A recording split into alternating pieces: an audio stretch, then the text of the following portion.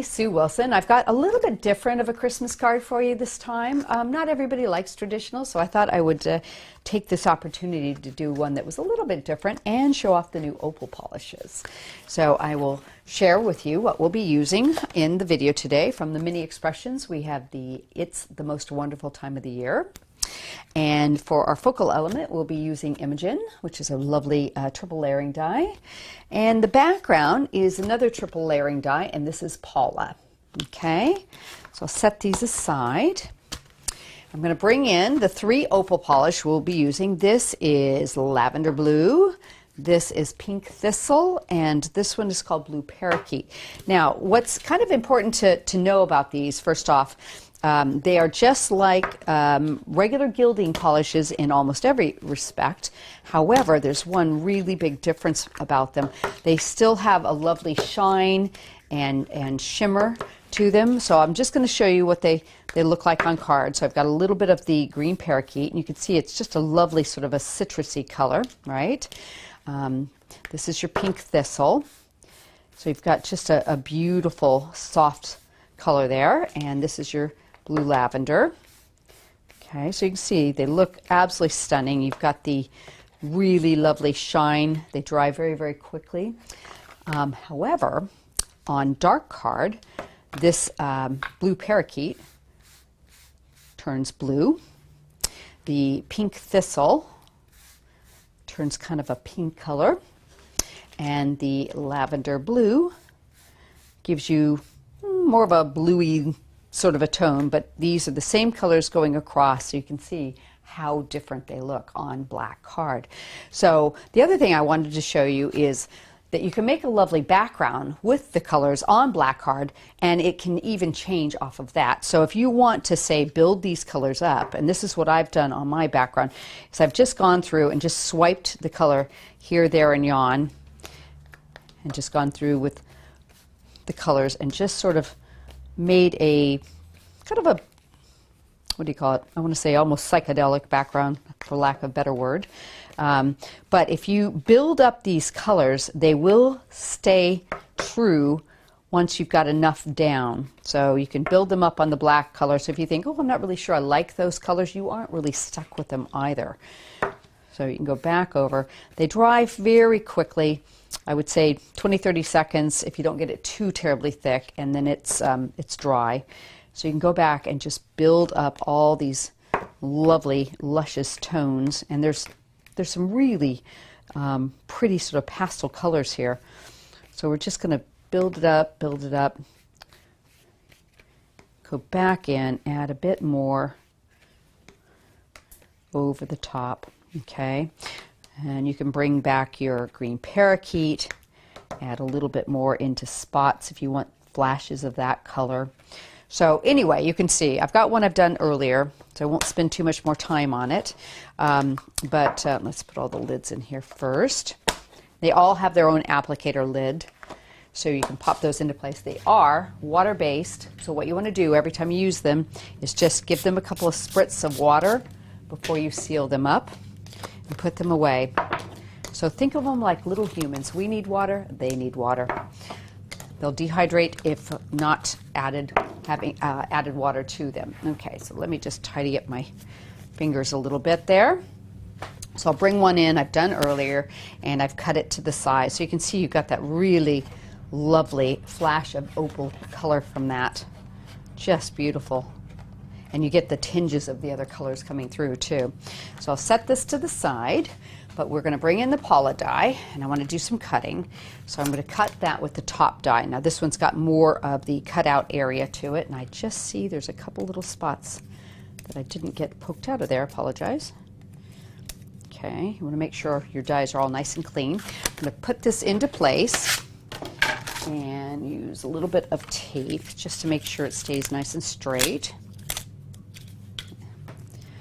Get that lined up on there. Just a tiny little border around the edge on it.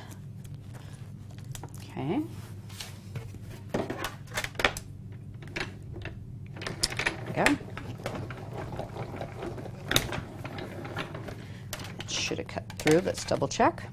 Looks pretty good. And we'll just pop out some, and you have these really nice little squares you could use for something else too if you like. There we go. Put that back onto our magnetic sheet. I've got a couple little bits I've got to pop out of place here. There's some fine lines on this top one. There we go.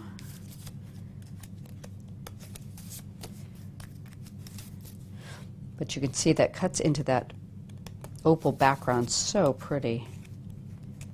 I think that's all of them. Nope, one more. There we go. Okay, tidy up. Now I've gone ahead and cut the second layer just out of white. So what I want to do is lay this on top and line it up through there. Bit of spray glue.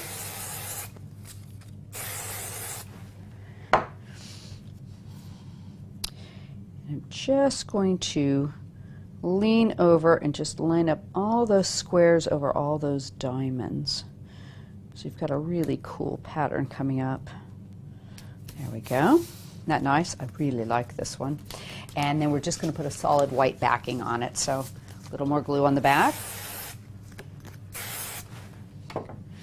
And pop that right over the back there.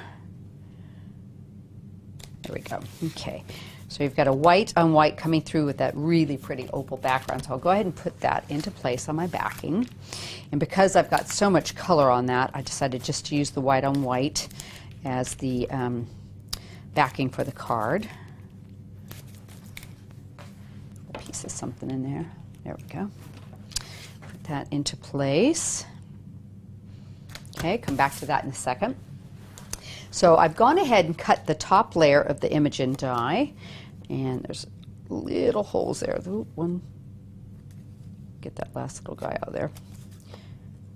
And I've done this one out of white gloss card, or gloss white card, just to give it a little bit of a difference. And I'm going to layer that over the coconut white card. So give that a bit of a spray. Let me get that corner. Okay. I'm going to hold that over that one, just line up all those little bits. Try and get them nice and straight. There we go. And as you can see, I don't cut the outside of them first. I just use the inner die of both of them. So that one was cut into gloss white. This one was cut into the coconut white. Then I line them up together and put this over the top. And that way you get a really nice even edge. Because the outer die is separate, you could, in theory, just have it a little bit off so it wouldn't line up quite as nicely. So I think this is a much easier way to do it. A piece of tape, and I'm going to just center that over it. Get it lined up nice and straight. Let me double check all my little bits here. That's looking pretty good. And I recommend using at least 2 points to tape it from.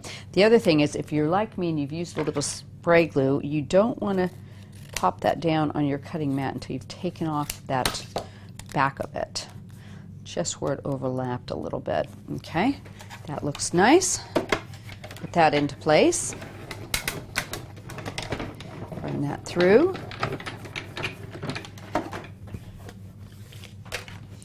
That should give you a beautiful, get that off of there, slight snowflake sort of background. I've cut a backing piece out of white, so it's all white, but with the different textures and types of card, it looks very pretty. We're going to pop that right over. Get that lined up. I find it's easiest just to sort of lay it down and then just put it into place together. There we go. Give it a good push. Get all those pieces so you can see the difference in the gloss and the coconut white coming through that. It's quite pretty, I think. So I'm going to use, I've used some mounting glue or mounting foam on the back of that. I'm going to raise that up, pop that up into the sort of corner of the card. I've also done the It's the Most Wonderful Time of Day. I've done it 3 times with 2 with the coconut white in the backing, and I've done the top one out of that gloss white to kind of carry that through. And a bit of glue on the back of that. We're going to pop that one right down here in that corner. Give that a second to set that up.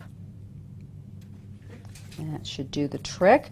Now the only thing I would add to this is I would put some real pretty pearls on my snowflake just to give it a little bit of detail and finish it off. Hope you've enjoyed this card. Don't forget our YouTube channel has so many more for you. If you subscribe to the channel, we'll send you an email when we load new videos too.